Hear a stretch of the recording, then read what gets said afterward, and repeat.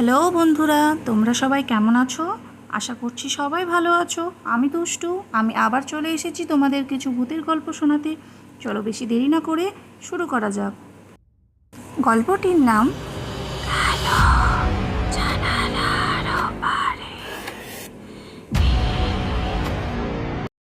গ্রামের শেষ প্রান্তে দাঁড়িয়ে থাকা পুরনো দোতলা বাড়িটা অনেক দিন ধরেই ফাঁকা। লোকজন বলে ওই বাড়ির দ্বিতীয় তলার শেষ ঘরের জানালাটা কখনো বন্ধ থাকে না। যদিও ভেতরে কেউ নেই। রাহুল শহর থেকে আসা এক যুবক, এসব কুসংস্কারে বিশ্বাস করতো না। সে ঠিক করলো আজ রাতটা ওই বাড়িতেই কাটাবে। গ্রামের লোকজন অনেক বারণ করে, কিন্তু সে হাসতে হাসতে বলছিল ভূত বলে নাকি কিছুই হয় না। বাড়িতে ঢুকতে একটা অদ্ভুত গন্ধ, পুরনো পচা আর যেন ভেজা কাপড়ের মতো। চারিপাশে নীরবতা এতটাই গভীর যে নিজের শ্বাসের শব্দ অস্বাভাবিক লাগছিল। রাহুল টর্চ জ্বালিয়ে ধীরে ধীরে সিঁড়ি বেয়ে উপরে উঠল। সিঁড়ির প্রতিটা ধাপে কড়কড় শব্দ হচ্ছিল, যেন কেউ নিচ থেকে তার পা ধরে টানছে। দ্বিতীয় তলায় পৌঁছে সে দেখল শেষ ঘরের দরজাটা খোলা। ভেতর থেকে একটা জানলা, পুরো কালো। বাইরে চাঁদের আলো থাকলেও ওই জানালার উপরে কিছুই দেখা যাচ্ছে না। হঠাৎ টুপ টুপ টুপ জল পড়ার শব্দ। রাহুল ভাবল হয়তো ছাদ থেকে জল পড়েছে, কিন্তু শব্দটা আসছে ঘরের ভেতর থেকে। সে টর্চ ঘুরিয়ে দেখল মেঝেতে জল পড়েছে, কিন্তু ওপরে থেকে কোনো ফাঁক নেই। ধীরে ধীরে সে মাথা তুলল। ছাদের কোনো একটা কিছু ঝুলছে। টর্চের আলো ফেলতেই তার বুক জমে গেল। ওটা একজন মানুষ না, মানুষ না, একটা বিকৃত শরীর উল্টো হয়ে ছাদে লেগে আছে। লম্বা চুল, মাটিতে ছুঁই ছুঁই করছে।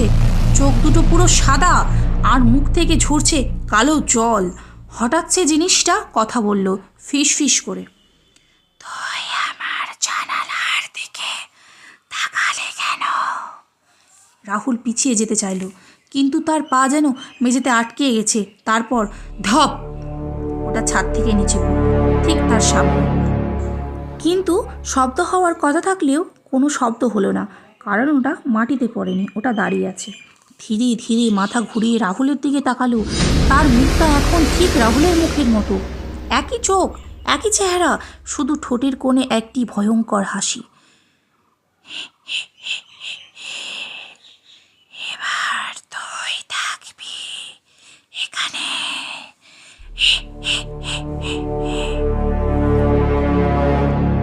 পরদিন সকালে গ্রামের লোকজন এসে দেখে বাড়ির দরজাটা খোলা। ভেতরে কেউ নেই, শুধু দ্বিতীয় তলার শেষ ঘরের জানালাটায় একজন দাঁড়িয়ে। চোখ দুটো পুরো সাদা, আর সে বাইরে তাকিয়ে আছে, ঠিক আপনার দিকে।